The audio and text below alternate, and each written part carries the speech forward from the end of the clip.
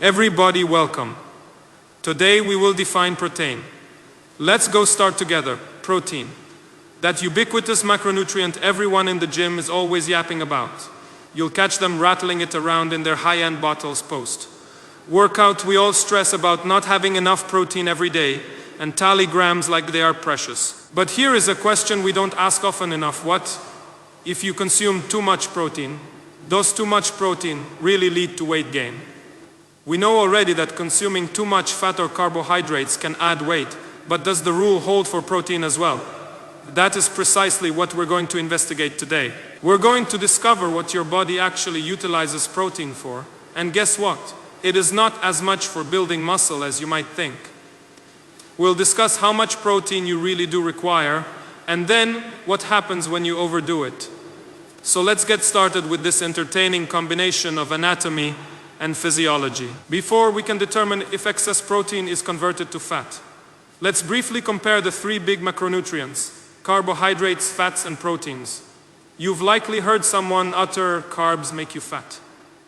But that is a little ironic, don't you think? Because what about the fat you just literally consumed? Here is how it actually works.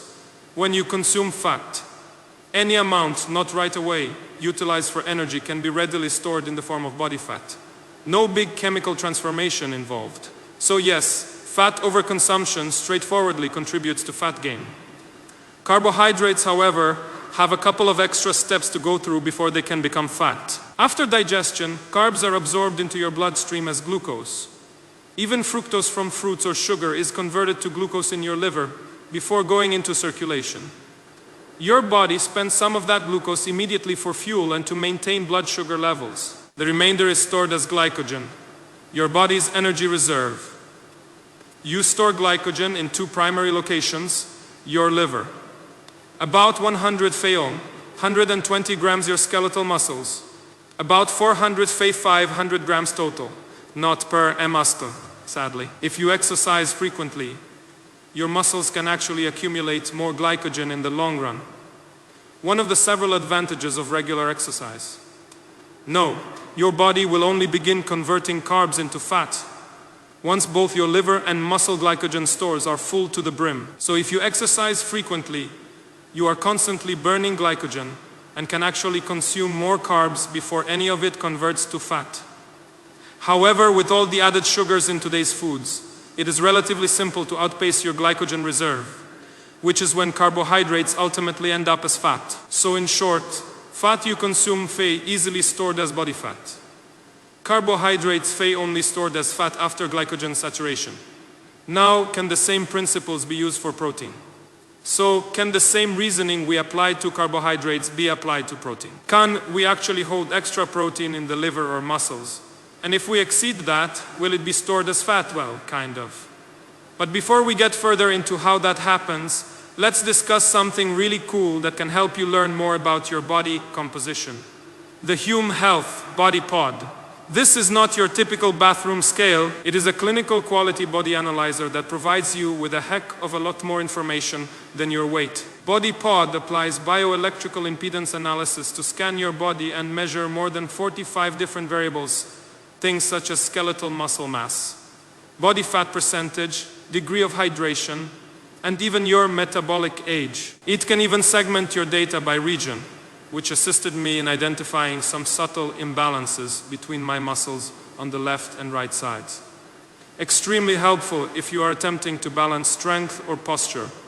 No, I'll admit it, I was cynical regarding in-home machines like this that say they're 98% accurate. But when I compared it to professional lab body composition analysis, the outcome was virtually identical. I've been trying it out for a few weeks now, tracking my way in syncing workout and sleep information, and watching my progress towards tailored health objectives. And the great news, the Body Pod is HSA and FSA compliant, so you can even utilize pre-tax money to get your hands on one. Now, let's discuss protein. When you consume protein, your body digests it into its building blocks, amino acids. These amino acids are absorbed by the intestinal wall and enter the bloodstream. But here is the kicker. The first place blood from your intestines goes is to your liver. and it is your liver that determines what to do with those amino acids. Next, most people reduce why we need protein too much. If you ask somebody, why do we consume protein? The typical reply is to build muscle. And that is true, but it is only half of the explanation. Your body employs amino acids for a lot of essential functions. The liver itself utilizes some 20% of the amino acids you ingest to generate energy and form new proteins, such as liver enzymes and plasma proteins, which carry substances within your blood and aid immune function. All other cells and tissues in your body also require amino acids to form enzymes and structural proteins that preserve cell health and function. Most antibodies and hormones are indeed proteins, and therefore they rely on a continuous supply of amino acids as well. And lastly, if there are any remaining amino acids after all those necessary functions, your body can utilize them to repair and construct skeletal muscle tissue. How much protein you need to power all of your body's cells and still have enough left over to build and repair muscle is based on your activity level and your own goals. The general recommendation for most individuals is between about 1 gram of protein per kilogram of body weight and 2 grams per kilogram. Others go up to 2.2 grams per kilogram, particularly those who want maximum muscle growth, such as bodybuilders or strength athletes. But not only bodybuilders require higher quantities. Marathon runners and cyclists and other endurance athletes tend to require more protein as well. Not so much to build muscle, but because their bodies expel so many calories that some of their protein is metabolized for energy rather than repairing tissues. Now, if you've ever attempted consuming 2 to 2.2 grams of protein per kilogram from food alone, you know it is not possible. You'd have to consume a tremendous amount of protein foods daily. That is why so many people turn to protein powders or supplements in order to reach those levels. So at this point, you may be coming to some realization. It is actually very hard to overconsume protein versus carbs or fats. But suppose hypothetically that you do always consume more protein than your body requires. Let's assume your goal-oriented requirement is 1.6 grams per kilogram. But you are consuming about 2 to 2.2 grams per kilogram each day. What becomes of all those excess amino acids? Here is the thing. Your body doesn't store protein like it stores carbs or fat. There is no protein tank like your glycogen stores or your fat reserves. You don't have amino acids just floating around waiting to be tapped into your next workout. What you have instead is your amino acid pool, your circulating amino acids in your blood that is in flux. When your body has a surplus of amino acids, the liver intervenes. It strips the amino group, the nitrogen component from the amino acid, leaving a residue known as a carbon skeleton, essentially the skeleton of the molecule. Your body has two things it can do with this carbon skeleton. Use it for energy by metabolizing it into ATP, the currency of energy in your cells, convert it into fatty acids, which can be stored as body fat. So what decides which of these two things occurs? It all depends on how much of the other macronutrients, carbs and fats, you are consuming. Let's consider two rapid fire scenarios. Scenario 1. You require 1.6 g per kilogram of protein, but are consuming about 2 g per kilogram. But you are not consuming enough carbs and fats to cover your total energy requirements. In that instance, the excess amino acids will be utilized as energy to compensate for the shortage of fuel from fats and carbs. Result, you won't store fat from the excess protein. Let's proceed with the second scenario. You still only need about 1.6 grams of protein per kilogram of body weight, but you're consistently eating around 2 grams.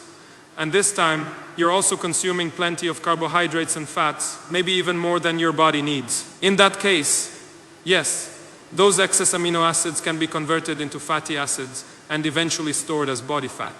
So you can see the trick is getting the right balance between all your macronutrients. In real life, consuming too much protein is seldom the primary cause of people gaining fat. It is actually third on the list behind carbohydrates and fats when it comes to what your body wishes to use as an energy source. And recall what we said before. It is easier to overconsume carbs or fats than protein. And that is because protein foods are much more satiating, i.e., they make you feel fuller sooner and longer. Carbs, particularly sugar, do not have that effect. There are so many processed foods and even drinks that contain added sugars, which provide you with excess calories, but do not fill you up. Consider this analogy. You have 2 bowls of fruit containing the same amount, but you put a few spoonfuls of sugar into one of them. Okay, that sweetened bowl may taste sweeter, but it won't make you actually feel any more full. What it will do is add to your overall calorie consumption, moving you that much further toward filling up your glycogen tanks. And when those tanks are full, the excess carbs get stored as fat. And if we add sugary drinks to the mix, sodas, juices, energy drinks, it becomes even easier to consume large amounts of calories in sugar form, again without feeling full. A glass of water would hydrate you just as well, minus the calories, such as when I am racing a marathon next week. The energy gels that I'll be bringing with me are full of simple sugars, and that is precisely what I need through 26.2 miles of running.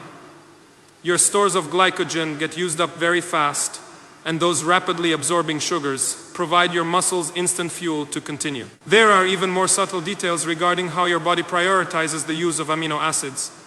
Muscle growth, skeletal muscle, protein synthesis isn't necessarily the last thing your body attends to, particularly when your muscles are being challenged through exercise. I hope today's video provided you with some valuable insights into just how protein actually functions in the body and how it fits into the overall picture of energy balance and nutrition. Thanks so much for watching and for being such great supporters of the channel. It really does mean a lot to us. We'll catch you in the next one.